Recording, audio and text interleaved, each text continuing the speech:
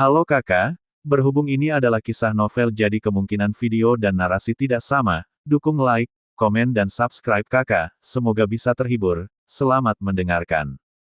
Tapi apakah benar-benar tidak ada pola untuk divisi kepunahan panjang? Ini hanya kesimpulan, atau fakta, Xiao Yan perlu membuat penilaian lebih lanjut.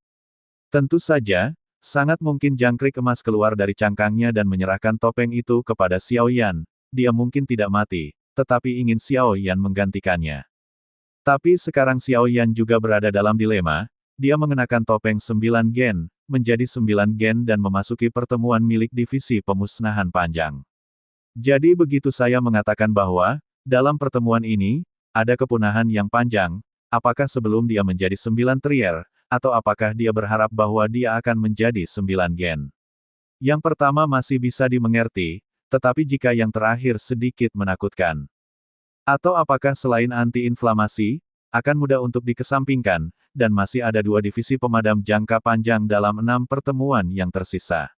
Jika ini benar-benar terjadi, Xiao Yan mungkin dapat menemukan petunjuk melalui pertemuan Chang Nes dan menangkap Chang Nes dalam pertemuan ini. Tetapi Xiao Yan segera menyadari bahwa ada sesuatu yang tidak beres, dan apa perbedaan antara perilaku dan identitasnya dan Chang Nes. Pada saat ini, Xiao Yan tiba-tiba mulai memeriksa kedua pertemuan ini.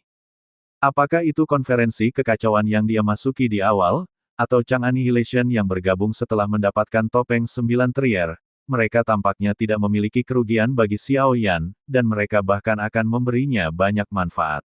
Jika saya dapat memanfaatkan pertemuan Chang Nes, orang-orang gila ini mungkin dapat membantu Xiao Yan melakukan banyak hal, tetapi saya tidak dapat menemukan mereka dengan segala cara, dan saya tidak dapat menangkap mereka.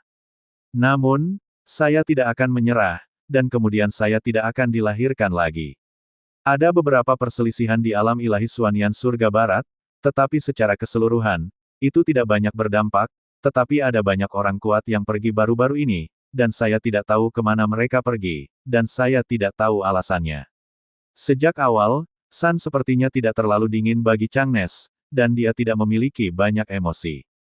Dia hanya memiliki kata-kata sederhana, seolah-olah dia tidak ingin mengungkapkannya atau tidak memiliki sesuatu yang sangat berharga. Berbicara tentang alam Suan Surga Barat tempat ketiganya berada, sepertinya tidak ada banyak perselisihan. Meskipun klan iblis mengalami kebangkitan, itu tidak kontradiktif dan kacau seperti dunia lain. Oleh karena itu, untuk diskusi pertemuan, ketiganya menunjukkan rasa lemah dan tidak terlihat terburu-buru. Setelah suaranya jatuh, giliran malam, terakhir kali di Beijing. Karena kata-katanya sedikit lebih padat, dia langsung dikeluarkan dari pertemuan. Tetapi untungnya, itu seharusnya hanya menjadi peringatan bagi Ye Beijing. Lagi pula, Ye Beijing tidak membuat kesalahan pada prinsipnya. Dia juga tidak melanggar aturan, hanya karena penunjukan divisi pemadam yang panjang. Tentang divisi pemadaman yang panjang, saya telah membuat penemuan besar. Setelah sedikit hening, suara Ye Beijing berkata perlahan dengan rasa misteri. Hati Xiao Yan menegang. Ye Beijing bahkan tidak meletakkan pakaian di matanya. Dia tidak bisa berjanji atau berani mengatakan semua yang dia lihat di Sensi, tetapi secara logis, dia tidak tahu apa yang sedang terjadi. Dia hanya melihat Xiao Yan membunuh Chang Xi. Saya sekarang berada di dunia lain, dan saya telah melihat cemoohan lama terbunuh. Begitu kata-kata ini keluar, tiba-tiba ada keheningan, Xiao Yan tiba-tiba menghela nafas, sepertinya Ye Beijing akan mengambil apa yang dia lihat sebagai poin pembicaraannya sendiri, apa yang aneh tentang membunuh Chang Nisi. Saya juga membunuh dan kemudian ketika Xiao Yan mendengar ini, dia mengerutkan kening dan berkata bahwa dia juga telah membunuh, jadi situasinya agak jelas. Jika sama dengan situasinya sendiri, maka Hua Ken telah berteriak untuk menangkap pencuri sejak awal.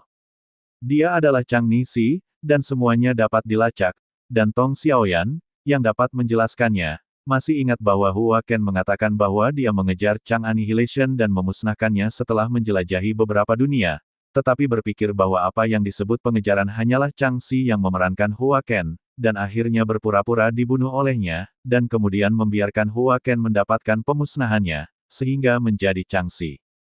Akhirnya, pada saat ini, situasi yang bisa dipikirkan Xiao Yanzong, kemungkinan spekulasi ini bahkan lebih besar. Hua Ken mungkin tidak berpikir bahwa dia mengatakan bahwa dia akan membunuh Chang Xi, dan akhirnya mengatakan bahwa ada pemusnahan yang panjang dalam pertemuan itu.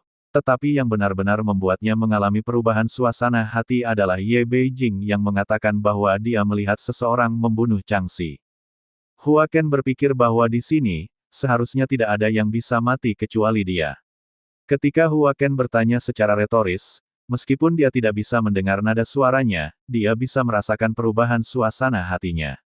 Xiao Yan memikirkannya sedikit, dia masih ingat bahwa dalam pertemuan terakhir Chang Annihilation, mungkinkah Hua Ken juga ada di antara mereka. Tetapi di domain Dewa Kekacauan ini, Xiao Yan merasa semakin menarik, identitasnya. Dalam perubahan terus-menerus, pertemuan semacam itu telah diselenggarakan berkali-kali. Namun, sebagian besar isi percakapan tidak berguna, hanya diketahui. Perang dunia dipicu oleh pemusnahan ini. Kemudian salah satu dari dua pertemuan adalah perang seri, dan yang lainnya adalah perang utama. Sekarang tampaknya kedua pertemuan itu jelas terbagi menjadi politik dan jahat, dan setiap keberadaan di sini memiliki tujuan yang kuat, tetapi untungnya, masing-masing mengambil apa yang dibutuhkannya dan menjaga keseimbangan satu sama lain, yang memang luar biasa, dan itu harus menjadi eksistensi yang sangat kuat untuk dapat membunuh kepunahan yang panjang. Ye Beijing melanjutkan, tidakkah kamu tahu? Hua Ken menekannya, dan dia tampaknya sama sekali tidak takut identitasnya terungkap. Tentu saja saya tahu, sekarang saya akan bekerja dengannya. Ye Beijing untuk menjawab Xiao Yan dengan garis hitam, dan kemudian terus bertanya, jangan katakan apa-apa. Di antara kami, Hua Ken benar-benar mengajukan pertanyaan ini adalah berita berharga, dan dia dipercayakan oleh seseorang, dan saya tidak dapat mengungkapkan identitasnya. Ye Beijing hanya sengaja mengatakannya untuk menarik perhatian semua orang. Bisakah Anda melihat lebih dekat niat apa atau apa yang tertinggal setelah dia membunuh penghancur tua? Pertanyaan Hua Ken membuat Xiao Yan semakin merasa bahwa tebakannya ke arah yang benar. Hua Ken mungkin benar-benar menjadi cangmir atau bahkan situasi yang sama dengan anti-inflamasi. Setelah mendapatkan topeng, dia tidak menyelidikinya untuk pertama kalinya, tetapi baru kemudian pergi untuk mempelajari topeng dan memasuki pertemuan milik Chang Mes. Jika ini benar-benar terjadi, Xiao Yan dan Hua Ken memiliki aliansi untuk saat ini, tetapi Hua Ken Xiao Yan ini tidak dapat memastikan pengejaran tujuannya. Apa tujuan dari Hua Chan Chang Nes? Apakah hanya kapten yang mencemoohnya sampai ke tulang? Sebelum mengetahui masalah ini, Xiao Yan tidak akan pernah mengungkapkan identitasnya. Mereka semua menyembunyikan diri satu sama lain, dan hanya dengan menyembunyikannya mereka dapat memastikan keamanan. Saya dapat bertukar bantuan dengan Anda untuk mendapatkan informasi. Dapatkah Anda memberitahu Hua Chan bahwa Anda dapat menukar bantuan dengan informasi? Apakah Anda yakin? Ye Beijing berhenti dan kemudian bertanya secara retoris. Setelah selesai berbicara, Hua Ken terdiam sejenak. Sekarang tidak perlu untuk itu. Setelah mengatakan itu, Hua Ken menghadapi Ye Beijing, dan dia bahkan pengecut. Wanita ini benar-benar bukan keberadaan yang sederhana. Terima kasih sudah mendengarkan kakak dan yang sudah subscribe. Untuk yang belum subscribe yuk subscribe kakak dan yang minat support jadi member klik tombol gabung kakak. Semua cerita sudah Mimin simpan di playlist supaya bisa kakak ikuti. Bila suka cerita Mimin jangan lupa subscribe channel Mimin dan share channel Mimin ke seluruh penjuru benua. Terima kasih.